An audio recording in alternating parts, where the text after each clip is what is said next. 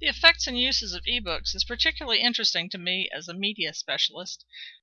Money on purchasing electronic books and reading devices, and we need to know that these things really impact instruction and reading comprehension for all our children. It would be helpful to know that electronic books motivate students to learn how to read for fun, because we know that reading for fun is what really gets kids ahead when they get into college. Most of the literature that I read focused on research that had been done with young children in kindergarten and first grades, primarily in Europe and in Israel. A number of those students were also low-income children, which is similar to the population of my school. I felt that it was important for my research to focus on school students. The research study setting for this is a K-5 inner-city public school. We have about 520 students, Title I enrollment, and I selected fourth graders to work on this project. Out of the 74 fourth grade students, I had 17 that actually returned their consent forms. Of those, 3 were English language learners and 2 have individual education plans.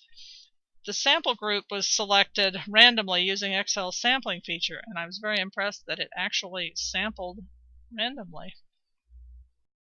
Before starting, all the kids took the motivation survey, and then they each met with me 3 times for pre-tests, for one reading session, and their final setting was for a final test. One student withdrew from the study right after we finished the initial motivation survey. I chose the book Crab Moon as our book because it's available in print and through Tumble Books at no cost to students. It includes informational text and vocabulary that is consistent with vocabulary that fourth graders learn and are exposed to in their science classes. And in the print version, at least, the drawings are incredibly lovely. The students each read the books, and they had the option of doing the read aloud with Crab Moon on Tumble Books, or they could go through it by themselves and click through a page at a time. The test that I used, that I created consistent in format and length to tests that kids are used to taking on Accelerated Reader, although we used a print format for this survey. I was surprised that there was no significant difference in either motivation, comprehension, or vocabulary mean score. A control group of 7 students who read the print book, or the intervention group 9 reading the electronic book. There were gains and the mean scores increased, but in running the t-tests for 2 samples, there was not a significant. Interestingly, the motivation scores actually declined a little bit, and I wonder if that might be due to the fact that initially the kids are excited about participating in the survey, and so they possibly gave answers that they thought I wanted to hear, whereas at the end they realized that they could be a little bit more honest, and that may have actually pulled some of the gains down. The mean comprehension scores increased because between the pretest and the post-test, the students had actually read the book, and the mean comprehension scores did increase significantly among the students reading the eBooks. There was no significant difference between the 2 groups, between the print and book readers. Mean vocabulary scores seemed to decline, and again there was no particular difference between the readers.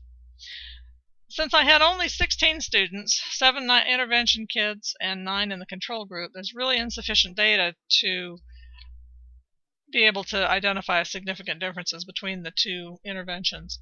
Also, the students were not quite as comfortable reading the electronic books as they were with their familiar print books. They had to work at the computers with headphones, which meant they were kind of tethered to the computers, whereas the students reading the print books were able to get comfortable and cozy and pore over the illustrations and really study the pages. The students using the eBooks also used only the read aloud function, which actually takes about 10 minutes to completely go through the whole book, and it reads to you. Interesting data that I found was with my English language learning students.